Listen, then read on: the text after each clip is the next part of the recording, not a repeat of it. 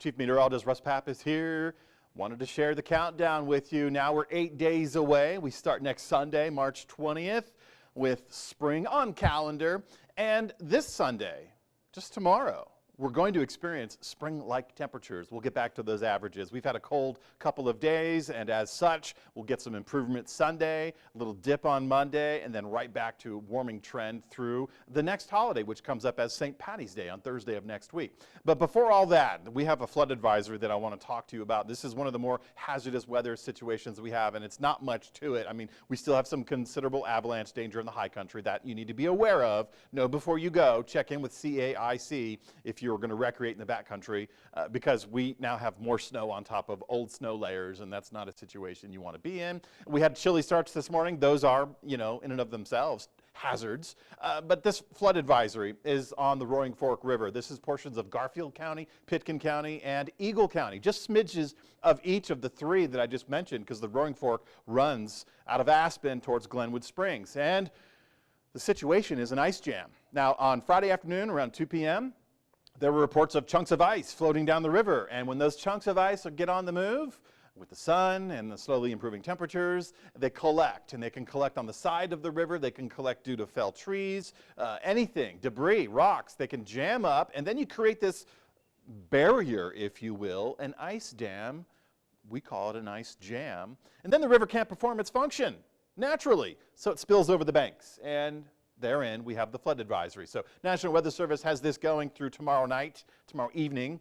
And as such, if you're at El Jebel, Basalt, Snowmass, the villages of, and you're along the river, if you're an angler, you need to be aware. This is a soft situation. You don't want to be in the river fishing if this ice jam breaks, because then all that debris gets released and it gets moving, and it could be low-end destruction.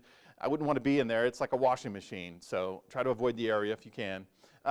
Temperatures, when all was said and done for this Saturday, shy of the averages for this time of the year. We should be on the upper end of the 50s for Grand Junction. We should be in the mid-50s for Montrose. Another day below freezing, not quite for the Gunnison Valley. That's the good news there. But we still have maintained these very chilly starts. Though this morning not as cold along the Highway 50 corridor, the Gunnison Valley, the Roaring Fork Valley, and Craig, the Yampa area. Still significantly cold starts to the day. We will get these lows back in line, but not before our afternoon. They're going to come first. Our seasonal averages will hit the afternoons before our mornings do. In fact, it won't be for the mornings until the beginning of next week that we get back to the averages.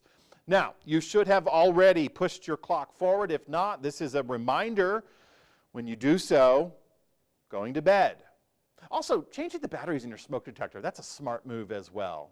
Smart move, because that's something you need to be aware of. Carbon monoxide detectors as well. Temperatures Sunday afternoon, getting to the seasonal averages.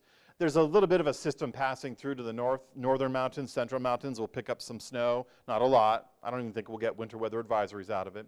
But by default, we'll keep a chance of precip in the forecast Sunday evening into early Monday. It's a super small window. There's not much to it, but it will be enough, because Monday morning we're going to clear the sky out, but we'll have slightly cool temperatures. So we'll take a dip in those temps briefly, so that'll interrupt our warming trend.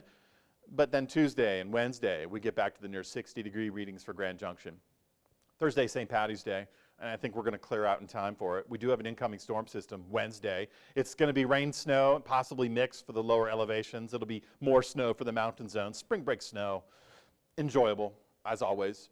Again, clocks and batteries this weekend when you go to bed tonight, when you go to bed Saturday night, before you wake up Sunday morning, so you're not surprised.